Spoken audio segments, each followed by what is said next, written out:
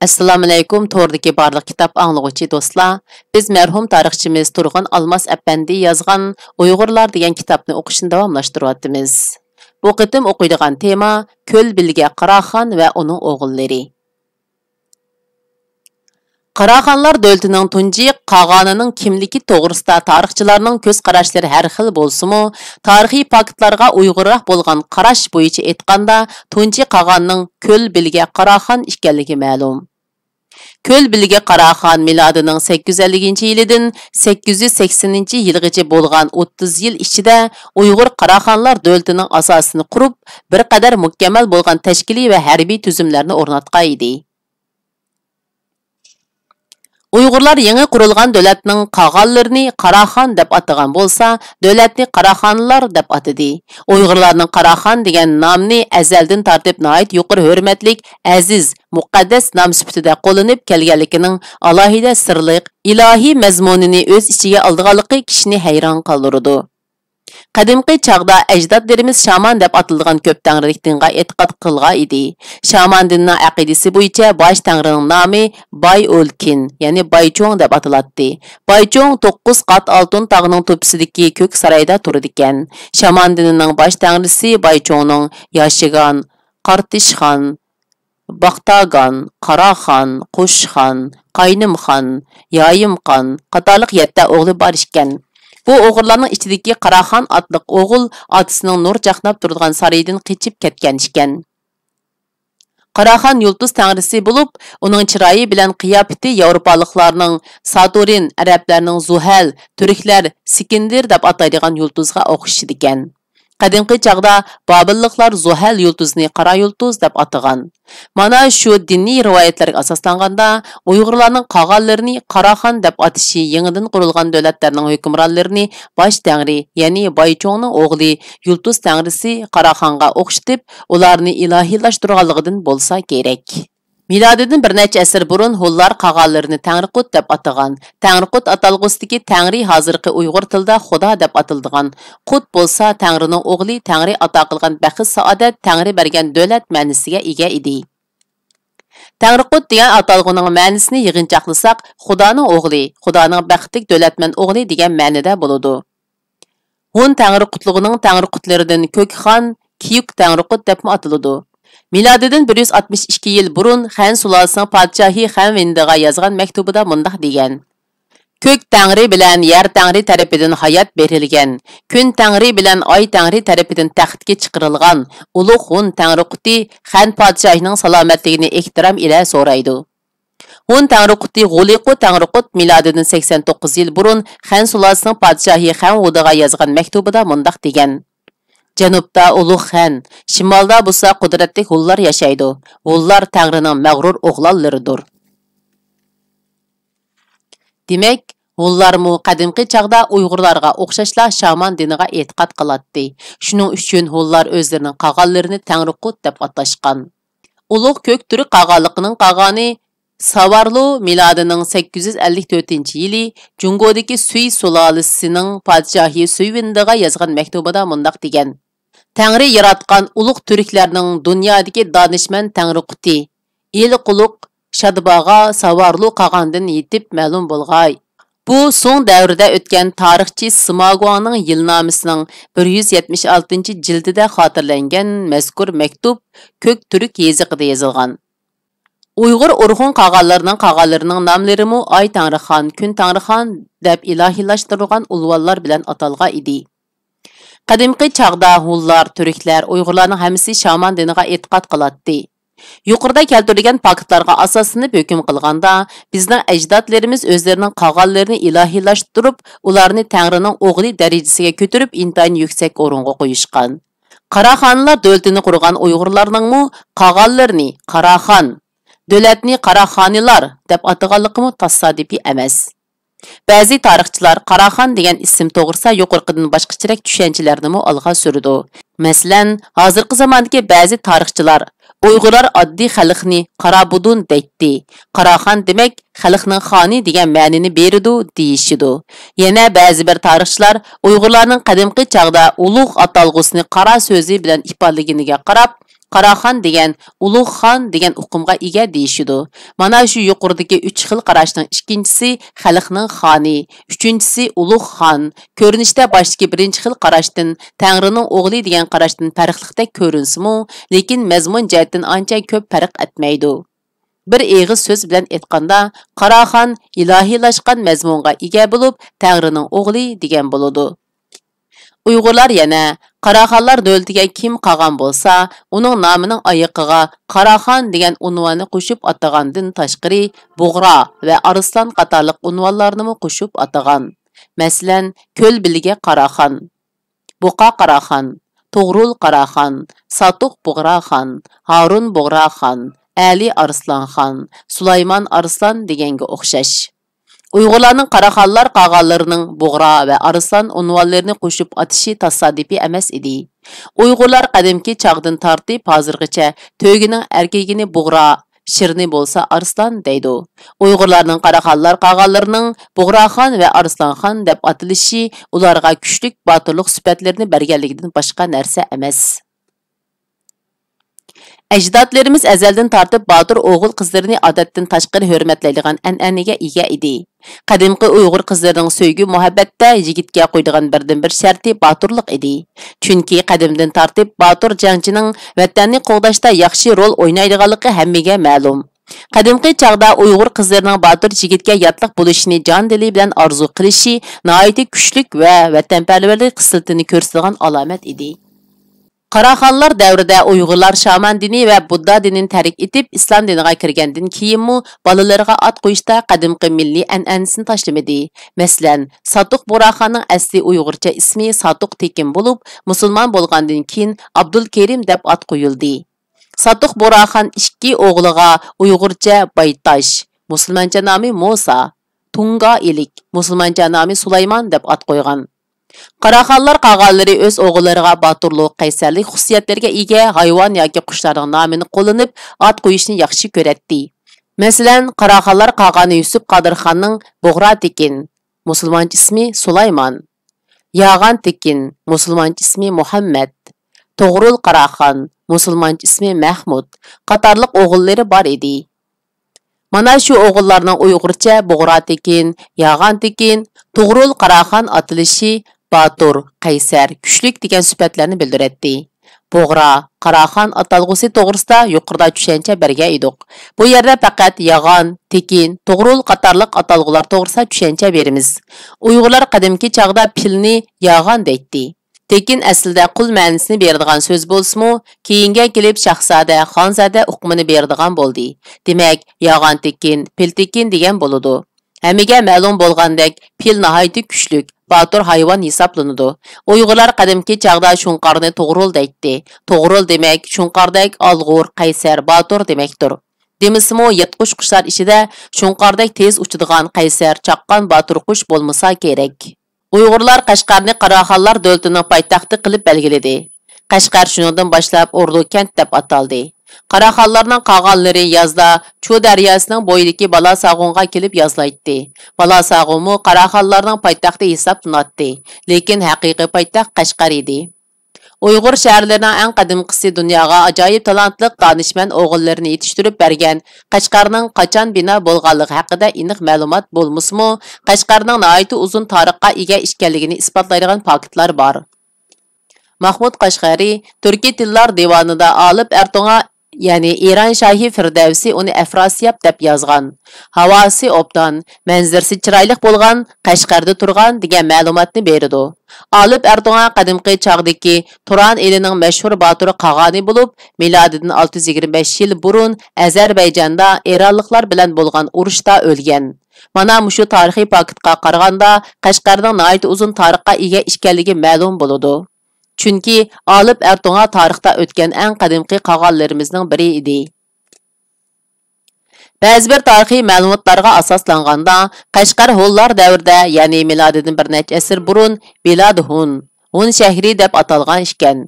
Milodidan 2 asr burun, milodidan 176 yil burun Hun Tangriquti Botir Tangriqut O'g'izxon O'rta Osiyoni va G'arbiy Osiyoni bo'ysundirib olgan mezgillarida Qashqarning Hunlar territoriyasidagi eng mashhur shahar bo'lganligi ma'lum.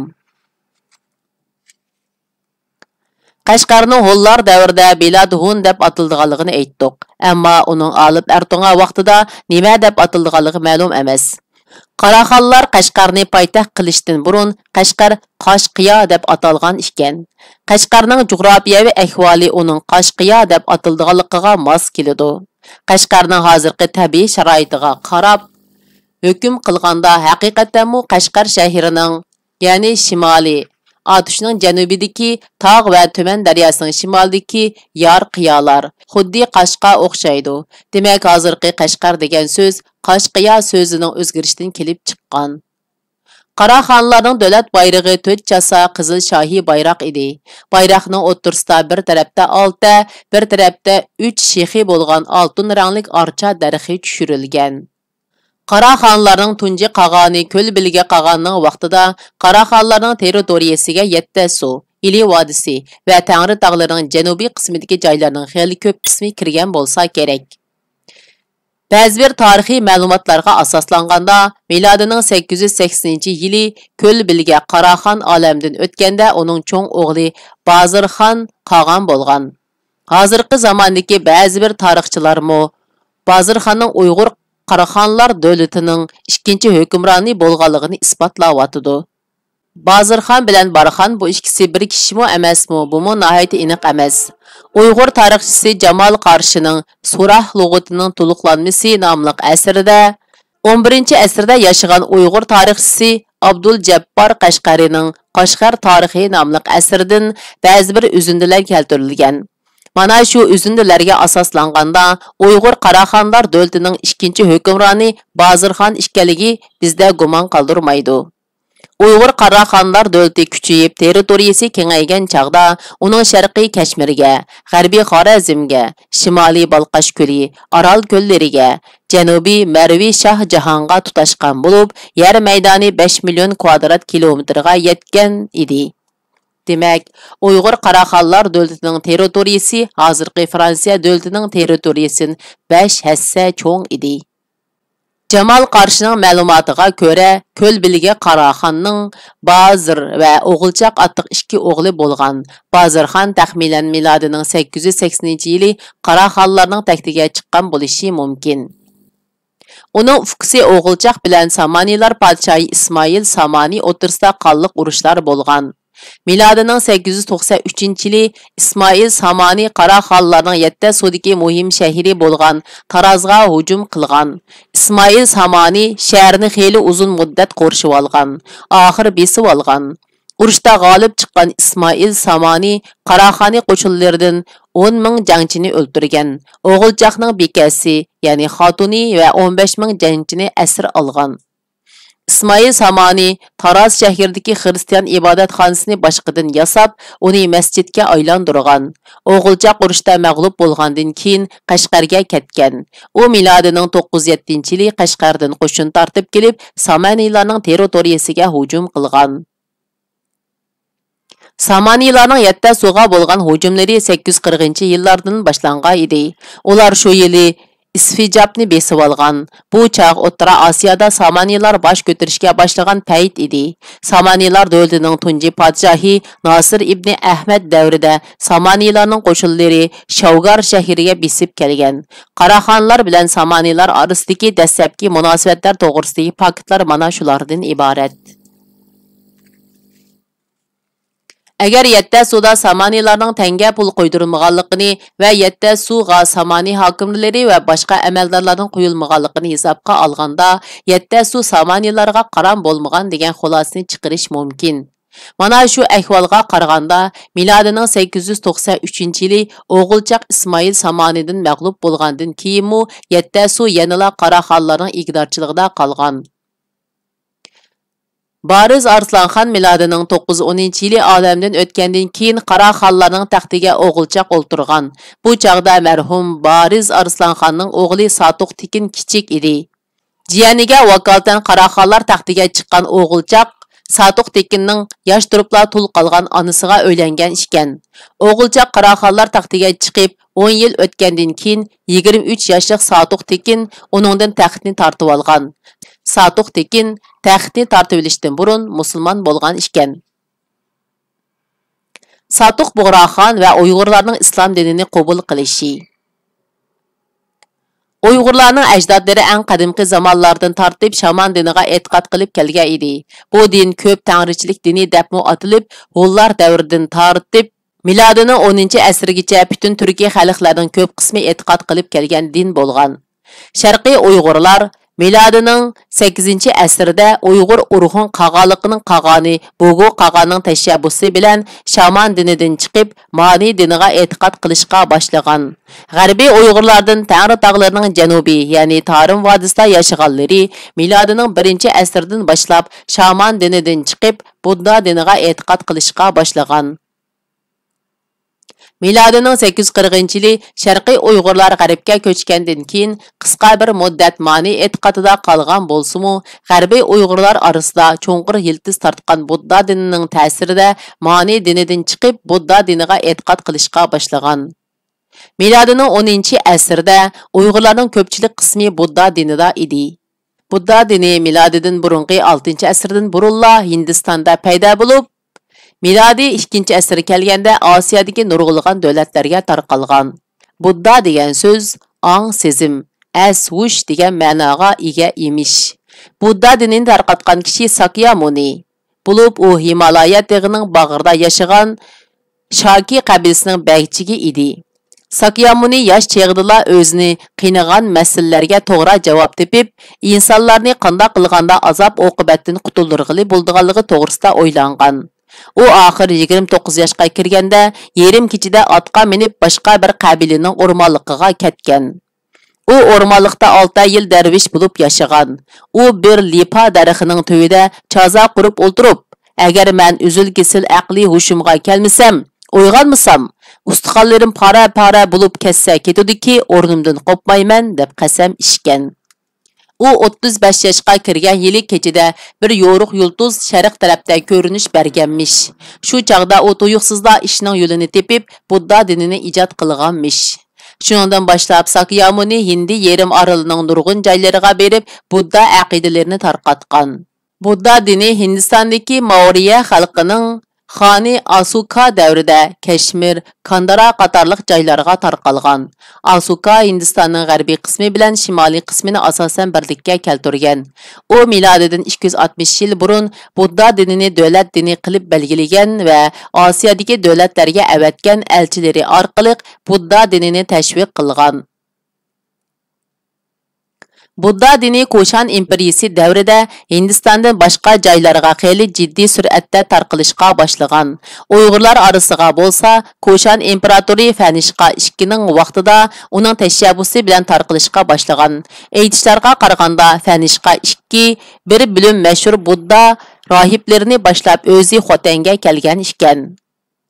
Budda dini milodining 1-asrdan 6-asrgacha bo'lgan mezgilda Xotan, Qashqar, Kucha, Turpan qatorliq joylarda yashagan Uyg'urlarning orasiga tarqalib, hukmron din sifatida o'rin olgan. Budda dini avval Xotanga tarqalgan bo'lsa-mu, ammo Kucha 6-asrda Buddizmning ikkinchi vataniga aylangan. Shu chaqda Kuchada yuzlagan Budda ibodatxonalari 10 ming rohib va rohiba bo'lgan. Yaponiya tarixchisi Yuishi Liaoti G'arbda Buddizm nomli asrda mundaq deb yozadi. Kuchada Buddaning rivojlanib yuksak pallaga yetalishi bir tarafdan uning jug'rafiyalik o'rni bilan munosabatlik bo'lsa, yana bir tarafdan uning fazilatlik oliy muqam rohiblarining bo'lganligi.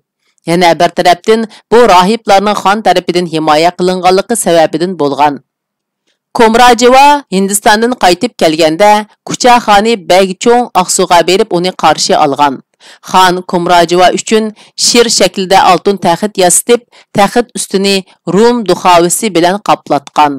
Xon Komrajivaning taxtga chiqib o'ltirishini o'tingan. Uyg'urlar Budda dinini xanzularga tunishtirishda nihoyat cho'ng rol o'ynagan. Buningda kuchalik mashhur buddist shoir, ulug' tarjimon Komrajiva uning hindicha ismi. Komrajivaning milodidan 5-asrda Chang'anga kelib, nihoyat nurg'un Budda nomlarini hindichadan xanzuchaga tarjima qilganligini esga olish yetarlik. Budda dini nima uchun Osiyodagi nurg'ulg'an davlatlarga tarqalib ketdi? Buning alohida sabablari bor. Budda dinida bu dunyoda yaxshilik qilganlar u dunyoda halovatini ko'radi. Yomonlik qilganlar u dunyoda azob oqibatda qoladi degan qarash targ'ib qilingan. Lekin Budda dini kishilarni azob oqibatdan qutuldirishni maqsad qilsa-mu, kurashni inkor qiladi. Şuna Hindistondagi bo'lsin yoki Osiyodagi ba'zi davlatlardagi hukmron azguchilar bo'lsin, tula chaqlarda Budda dinidan foydalanib, o'z hukmronligini chingitish va uning umrini uzartishga tirishgan. Shunga Budda dini eng dastlab hukmron xonlar va baglarning qarshi elishiga erishgan. Ular avam xalqni shu dinga ishontirish uchun barliq chora tadbirlarni qo'llangan. Budda dini paydo bo'lgandan keyinla bir necha iqimga ayrilgan. Uning biri Mahayana, ya'ni qadimgi Uyg'ur tilida ulug' kulungu deb atiladi. Iqimi bo'lsa yana biri Hinayana, qadimgi Uyg'ur tilida kichik kulungu deb atiladi. Mushi ikki iqim bo'lib hisoblandi. Yaponiya tarixchisi Yushi Liaotining G'arbda buddizm nomli asrdagi faktlarga asoslanganda Uyg'urlar Mahayana iqimiga e'tiqod qilgan ekan. Uyg'urlar musulmon bo'lishdan burun e'tiqod qilgan Budda dini to'g'risida e'tiqodlarimiz hozircha mushinchilik. Bu qitimliq o'qishimiz mushargacha bo'ldi. Davomini kelar qitim o'qiymiz. Xayri xo'sh, Allohga omonat.